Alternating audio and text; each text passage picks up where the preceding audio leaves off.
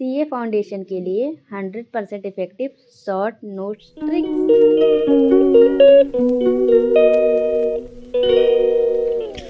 Hello future CS, welcome back to my channel. तो आज मैं आप लोग के लिए लेके आई हूँ शॉर्ट नोट, जो मैंने अपने क्लासेस लेते वक्त मैंने ये शॉर्ट नोट बनाए हैं।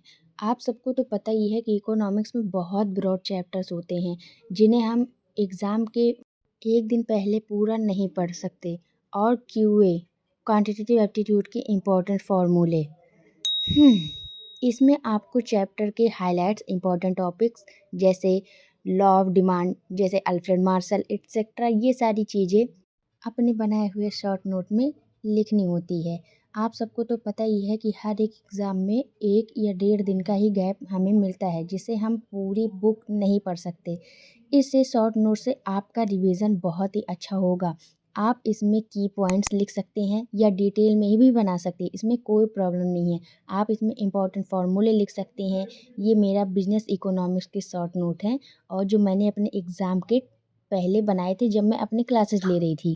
जैसा कि आप सबको पता है कि बिजनेस इकोनॉमिक्स में कई ब्रॉड चैप्टर होते हैं। उसमें से जैसे फुल फॉर्म आप एनडीएपी, पीएमएफबीवाई जैसे फुल फॉर्म आप लिख सकते हैं, जिससे एग्ज़ाम में जाते टाइम आपका क्विक रिवीजन हो जाए। आप इसे एग्ज़ाम टाइम सेंटर के बाहर भी ले जा सकते हैं, आपको वहाँ बुक लेने जाने की ज़रूरत नहीं है। मैंने चैप्टर 10, 11 और चैप्टर 2 के यूनिट 1, 2 इन सब का शॉर्ट नोट बनाया था, जिससे मुझे बार बार बुक में ढूंढना ना पड़े। चूँकि मैं हिंदी मीडियम की स्टूडेंट हूँ, इसलिए मैंने हिंदी और इंग्लिश मिक्स बनाया है। अगर आप हिंदी मीडियम के स्टूडेंट हैं तो आप हिंदी में, और अगर आप इंग्लिश मीडियम के स्टूडेंट हैं तो आप इंग्लिश में बना सकते हैं।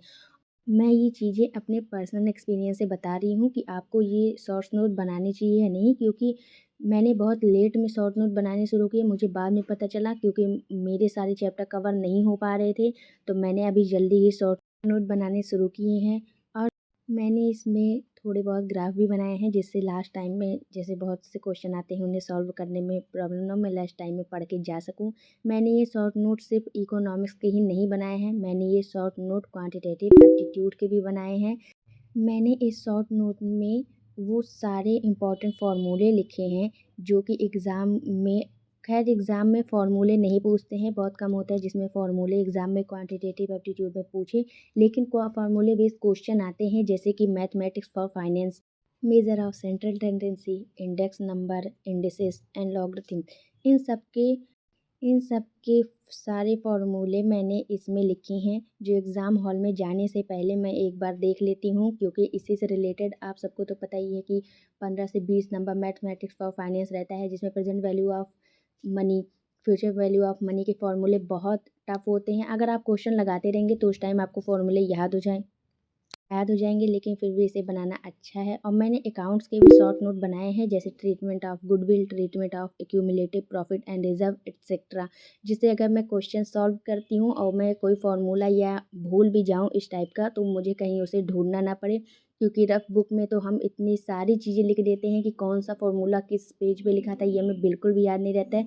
तो मेरे हिसाब से शॉर्ट नोट बनाना बहुत ज़्यादा आपके लिए ही यूज़फुल होता है, इसके लिए, क्योंकि आपको कहीं हर चीज़ ढूंढना नहीं पड़ता है, और इसे बनाने के बाद आपको कोई प्रॉब्लम नहीं होगी। और इससे पहले मैंने कैलकुलेटर के बारे में वीडियो बनाया है, उसका लिंक मैं डिस्क्रिप्शन में दे दूँगी। तब तक के लिए बाय बाय, थैंक यू।